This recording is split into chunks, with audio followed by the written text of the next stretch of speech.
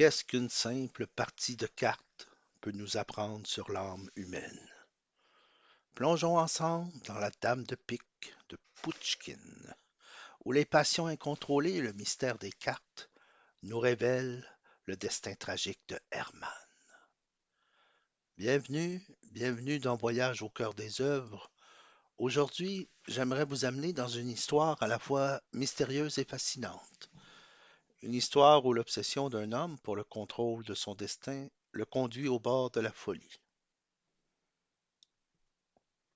La Dame de pique d'Alexandre Pouchkine, ce n'est pas qu'un récit sur le jeu ou le hasard. C'est une réflexion subtile sur nos désirs les plus profonds, sur ce qui nous pousse à franchir les limites, même lorsque tout nous avertit de reculer. Herman, le protagonisme, est un homme méthodique, rationnel, mais une légende, celle des trois cartes magiques, va éveiller en lui une ambition dévorante. Plus qu'une quête de richesse, c'est un combat contre le destin qui s'amorce. Et comme vous le verrez, cette lutte n'est pas sans conséquences. Dans cet épisode, je vous propose d'explorer cette histoire sous plusieurs angles. Nous parlerons des thèmes universels qu'elle aborde, le pouvoir du hasard, les dangers de l'obsession et cette frontière tragique et fragile entre le rationnel et le mystique. Nous décrypterons aussi la symbolique des cartes et nous verrons en quoi cette nouvelle résonne encore avec nos vies modernes. Prenez place, écoutez bien, car la Dame de pique a bien des secrets à révéler. Herman, Herman est un homme qui se distingue par sa rigueur et sa prudence. Ingénieur d'origine allemande, il observe de loin ses camarades jouer et parier sans jamais se risquer lui-même. Mais derrière ce masque de discipline se cache une ambition immense, une ambition qu'il dissimule soigneusement, jusqu'au jour où il entend parler d'un étrange secret. On raconte qu'une vieille comtesse russe, autrefois célèbre pour sa beauté et sa fortune, connaît une combinaison de trois cartes magiques. Trois cartes qui, si elles sont jouées dans le bon ordre, garantiraient une victoire infaillible au jeu.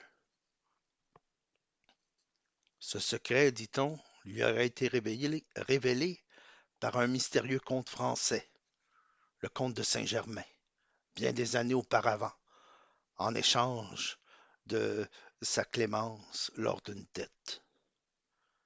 Cette légende s'enracine profondément dans l'esprit de Herman. Lui, l'homme de raison, se laisse envahir par une idée fixe, découvrir ce secret à tout prix. Sa patience se mue en obsession et il élabore un plan. Il décide de s'introduire dans la vie de la comtesse, usant d'un subterfuge pour approcher Lisaveta, la jeune et innocente demoiselle de compagnie de la vieille femme. Herman finit par se trouver face à la comtesse, seule dans sa chambre au cœur de la nuit. Mais son insistance pour qu'elle lui révèle les trois cartes tourne mal. Effrayée par son comportement et sa détermination presque inhumaine, la vieille femme succombe à une crise cardiaque. Herman est laissé face à une terrible culpabilité. Et sans réponse, il ne connaîtra pas les trois cartes. Mais ce n'est pas la fin. Peu après, Herman reçoit une visite qui bouleverse sa vie. Le spectre de la comtesse lui apparaît. D'une voix froide et détachée, elle lui dévoile enfin les trois cartes, le 3, le 7 et l'As. Elle lui conseille même de jouer une seule fois et de s'arrêter ensuite. Mais était-ce une bénédiction ou une malédiction? Herman, convaincu que le destin est désormais entre ses mains, se rend dans une maison de jeu. Il parie tout sur le 3. Il gagne. Il double sa mise sur le 7. Triomphant, il mise une somme colossale sur la troisième carte persuadé de sa victoire imminente. Mais lorsqu'il retourne sa carte, ce n'est pas un as qu'il voit, c'est la dame de pique, ce symbole de trahison et de malchance. Herman perd tout, sa fortune, sa raison et peut-être même son âme. Herman est présenté dès le début comme un homme discipliné, presque froid. Il ne joue jamais, ne prend aucun risque. Mais cette prudence n'est qu'une façade. En réalité, Herman nourrit une ambition démesurée, une soif de contrôle et de richesse. Lorsque l'idée des trois cartes magiques s'installe dans son esprit, cette obsession prend racine et grandit, dévorant peu à peu sa rationalité. Ce glissement de la raison vers la folie est au cœur de la dame de pique. Herman ne cherche pas seulement à devenir riche, il cherche à transcender les limites de son existence, à maîtriser des forces qui peut-être ne peuvent être maîtrisées. Cette ambition rappelle des figures comme Fausse, prête à tout pour sacrifier, pour accéder à un savoir ou à un pouvoir supérieur. Herman ne vend pas son âme au diable, mais à son propre désir insatiable. La tragédie de Herman est que son obsession, qui aurait pu rester un simple fantasme, se concrétise. Il passe de l'idée à l'action. Et cette action, intrusée dans la vie de la comtesse, provoquer sa mort, marque un point de non-retour. L'idée du hasard et du destin est omniprésente dans cette nouvelle. Les cartes elles-mêmes deviennent une métaphore puissante. Peuvent-elles réellement prédire l'avenir ou Herman interprète-t-il le résultat à travers le prisme de son obsession? Herman croit qu'il peut contrôler le hasard, qu'il peut dompter le destin grâce à la connaissance des trois cartes. Mais cette certitude est son erreur fatale. En fin de compte, les cartes ou le destin se jouent de lui. Au lieu de l'as promis, c'est la dame de pique qui apparaît, symbole de trahison et d'ironie tragique. Ce conflit entre contrôle et soumission rappelle une tension universelle. Peut-on échapper à ce que la vie nous réserve? Machiavel, dans Le Prince, part de la vertu, cette capacité à influencer la fortune. Mais Herman échoue dans cette tentative. Il n'est pas maître de son destin. Il en est la victime.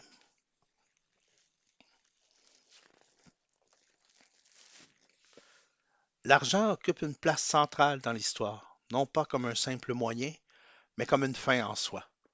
Pour Herman, la richesse symbolise le pouvoir, la liberté et même une forme d'immortalité. Mais son obsession de l'argent le pousse à transgresser les limites de la morale. Il manipule Lisaveta, il menace la comtesse et il mise tout, littéralement, sur un pari insensé. La comtesse, en revanche, représente un monde révolu, où l'argent avait une autre signification. Elle l'a utilisé non pas pour accumuler, mais pour survivre, pour maintenir sa place dans une société aristocratique en déclin. Par sa mort et son apparition spectrale, elle devient une sorte de juge moral, rappelant à Herman et à nous, lecteurs, les dangers de l'avidité. Ainsi, à travers l'obsession d'Herman, le rôle des cartes et la symbolique de l'argent, Pouchkine nous offre une réflexion profonde sur la condition humaine. Mais ce récit ne s'arrête pas là. Il est également une œuvre universelle dont les leçons résonnent encore aujourd'hui. Regardons de plus près comment les trois cartes en apparence si simples peuvent cacher un symbolisme bien plus complexe. La scène clé de la Dame de Pique, c'est le spectre de la comtesse qui apparaît à Herman. Cette scène est l'un des moments les plus marquants et les plus troublants de l'œuvre. Elle joue un rôle essentiel dans la transformation de Hermann et dans l'atmosphère énigmatique du récit. Lorsque le spectre de la comtesse apparaît à Hermann, le texte laisse volontairement planer le doute. S'agit-il d'une manifestation surnaturelle ou d'une hallucination provoquée par sa culpabilité? Hermann vient de causer la mort de la vieille femme, mais sa conscience pourrait bien être hantée par cet acte irrémédiable. Donc on a une explication rationnelle.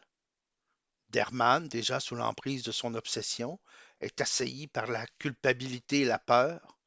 La vision du spectre pourrait être interprétée comme le produit de son esprit troublé, un symbole de son combat intérieur entre sa quête de pouvoir et son remords. Mais il y a aussi l'explication surnaturelle. L'apparition peut être vue comme une réelle manifestation d'un au-delà vengeur. La comtesse, figure presque mythologique, incarne un pouvoir mystérieux qui dépasse l'entendement humain, venant ici punir ou ironiquement guider Hermann.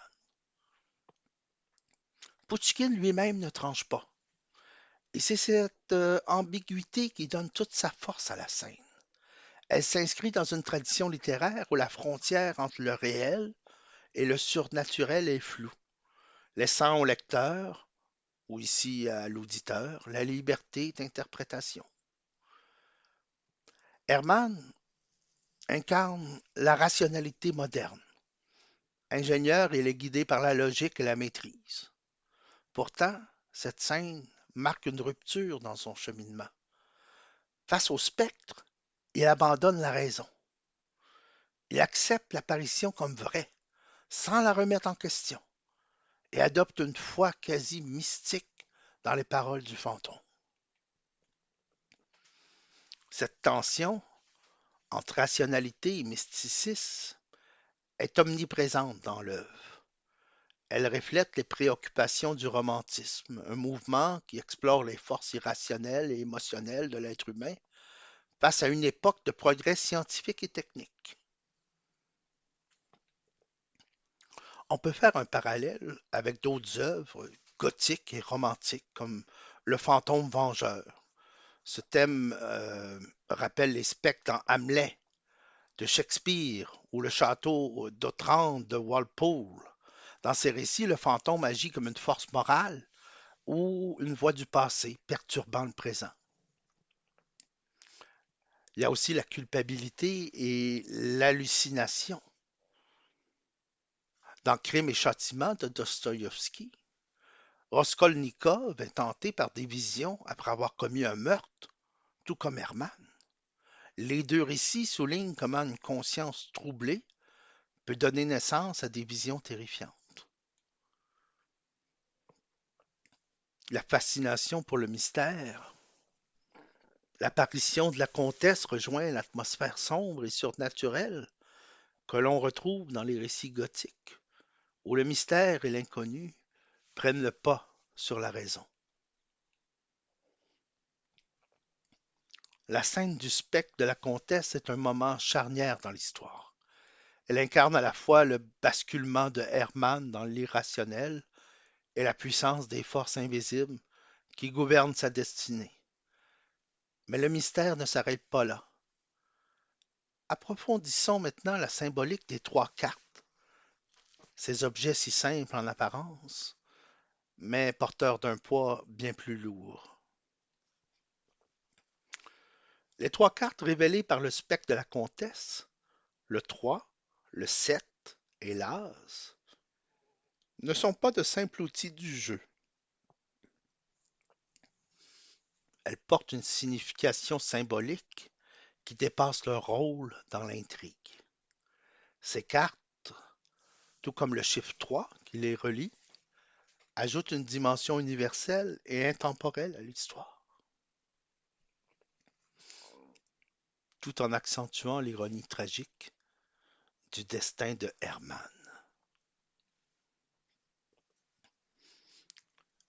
La symbolique du chiffre 3 dans la littérature et les traditions culturelles.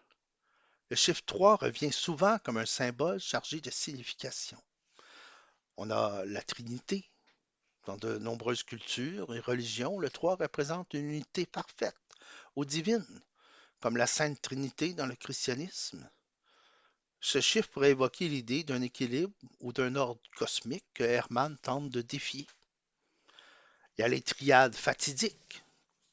Dans les récits classiques, les triades, comme les trois parcs de la mythologie grecque ou les trois sorcières dans Macbeth, symbolisent le destin ou l'inévitabilité. Ici, les trois cartes pourraient être vues comme des étapes inévitables, conduisant Hermann à sa perte. La présence de ce chiffre inscrit l'histoire dans une tradition symbolique universelle, tout en renforçant l'idée que Hermann ne peut échapper à son destin. Chaque carte choisie par la comtesse porte une signification particulière, à la fois dans le jeu et au-delà. Le 3, qui représente souvent un début, une fondation solide, dans le contexte du jeu, c'est une carte modeste, mais prometteuse. Le 7, ce chiffre a des connotations spirituelles et mystiques dans de nombreuses cultures. Il est souvent associé à la chance ou à la perfection. Mais pour Hermann, il marque une étape intermédiaire, un faux sentiment de maîtrise du destin. Et ensuite, on a l'as. Traditionnellement, l'as est la carte la plus puissante, symbolisant le triomphe ou l'aboutissement. Hermann y voit la clé de sa victoire ultime, la confirmation de sa domination sur le hasard. Ces cartes en apparence positive se transforment en instruments de l'ironie tragique. Elles conduisent Hermann à croire en sa victoire imminente, alors qu'elles le mènent inexorablement à l'échec. Le retournement final, lorsque Hermann découvre la dame de pique au lieu de l'as, est l'ultime coup porté par le destin. Cette ironie repose sur plusieurs niveaux. Convaincu que le spectre de la comtesse lui a livré un secret infaillible, Hermann mise tout sur l'as. Le remplacement de cette carte par la dame de pique détruit son illusion de contrôle. En cartomancie, la dame de pique est souvent associée à une femme rusée, voire maléfique, et à la malchance. C'est comme si la comtesse elle-même, par-delà la mort, se vengeait de lui. Si Hermann avait joué avec plus de prudence, peut-être aurait-il évité ce désastre. Mais son obsession et son aveuglement l'ont mené exactement là où il ne voulait pas aller. En fin de compte, les trois cartes ne sont pas seulement des instruments du jeu, mais des symboles de force incontrôlable du destin. Hermann, en essayant de manipuler ces forces, devient leur victime. Les trois cartes, simples en apparence, révèlent la complexité et la profondeur de cette nouvelle.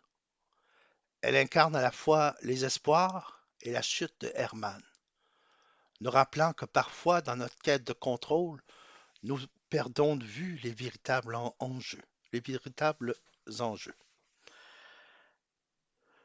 Mais comment cette histoire et ces symboles ont-elles marqué la culture et la littérature? Voyons maintenant l'impact de la Dame de Pique et ce qui en fait une œuvre intemporelle. La Dame de Pique s'inscrit dans une riche tradition littéraire qui explore la tentation de transcender les limites humaines. Hermann, dans son obsession de maîtriser le hasard et d'obtenir richesse et pouvoir, fait écho à d'autres grandes figures littéraires, celles qui, comme lui, tentent de négocier avec le destin et en paient le prix fort. Le personnage de Hermann peut être vu comme une variation du mythe de Faust, immortalisé par Goethe. Dans Faust, le protagoniste conclut un pacte avec Méphistophélès, sacrifiant son âme en échange de connaissances et de pouvoirs illimités.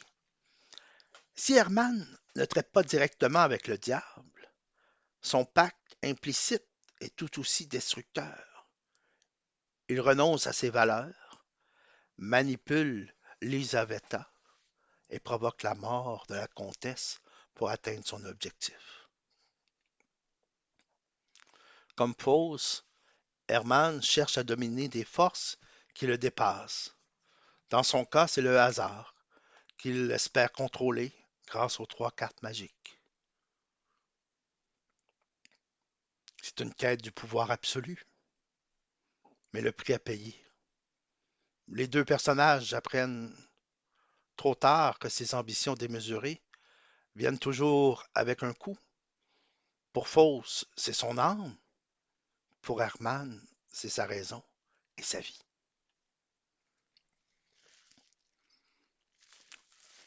Raskolnikov, Raskolnikov dans Crime et Châtiment, fait un autre genre de pacte, un pacte avec lui-même. Dostoïevski, dans Crime et Châtiment, explore une variation subtile du pacte faustien. Raskolnikov, comme Herman, est consumé par une idée fixe, prouver qu'il est supérieur aux autres, qu'il est exempt des lois morales ordinaires. Herman croit que les trois cartes garantiront son triomphe, tout comme Raskolnikov croit que son crime est justifié par son génie. Les deux personnages rationalisent leur action, mais se heurtent à des conséquences bien plus grandes qu'ils ne l'avaient prévu. Là où Herman est hanté par le spectre de la comtesse, Raskolnikov est poursuivi par ses propres remords, qui le mènent au bord de la folie. Dans les deux cas, c'est la conscience qui punit les transgressions. Ces récits révèlent une vérité intemporelle. L'envie de transcender les limites humaines est profondément enracinée dans l'âme humaine. Mais cette quête, qu'elle prenne la forme d'un pacte avec le diable, d'une obsession pour la maîtrise du hasard ou d'une justification morale, finit toujours par exposer la fragilité de nos ambitions. Mais Herman n'est pas le seul personnage de la littérature à tenter de transcender les règles pour atteindre son but. Ces récits nous rappellent que face à l'attrait du pouvoir et du contrôle, nous sommes souvent confrontés à nos propres limites et à un destin qui, bien souvent, se joue de nous. Alors, que pouvons-nous tirer comme leçon de la Dame de Pique et des autres récits de cette nature? Passons maintenant à la conclusion. Alors que se referme l'histoire de Herman et son obsession destructive, la Dame de Pique nous laisse avec des questions profondes et des leçons universelles. Alexandre Pouchkine, dans cette nouvelle, nous tend un miroir. Il nous invite à réfléchir sur nos propres désirs, nos ambitions et notre rapport à l'inconnu. Herman incarne l'avidité poussée à l'extrême, cette soif insatiable de pouvoir et de richesse qui finit par tout consumer, sa moralité, ses relations et même sa raison. À travers lui, Pouchkine nous met en garde contre les excès de l'ambition et de la quête matérielle. Herman croyait pouvoir dompter le destin, manipuler les forces qui lui échappaient, mais sa vanité le rend aveugle à la vérité essentielle. Certaines choses ne peuvent être contrôlées, peu importe notre intelligence ou notre volonté. Au cœur de cette histoire, il y a un combat perdu d'avance contre des forces plus grandes que soi. Le hasard, le destin, ou peut-être la nature humaine elle-même. Pouchkine nous rappelle avec une ironie mordante que souvent, plus nous essayons de nous élever au-dessus de notre condition, plus nous tombons de haut. Et vous, face à une telle tentation, auriez-vous agi comme Herman? Auriez-vous osé miser votre âme sur trois cartes en croyant que vous pourriez défier les règles du monde? La Dame de pique n'est pas seulement une histoire sur un homme, c'est une histoire sur nous tous. Elle explore les désirs qui nous habitent, les limites que nous cherchons à dépasser et les conséquences inévitables de nos choix. Merci d'avoir voyagé avec moi au cœur de cette œuvre intemporelle de Pouchkine. Si cette histoire vous a fait réfléchir ou si elle a éveillé en vous de nouvelles questions, c'est qu'elle a rempli son rôle. Et rappelez-vous, parfois, les cartes que nous jouons ne sont pas celles que nous avons choisies, mais celles que le destin a placées devant nous. À très bientôt pour une nouvelle exploration littéraire, ici dans Voyage au cœur des œuvres.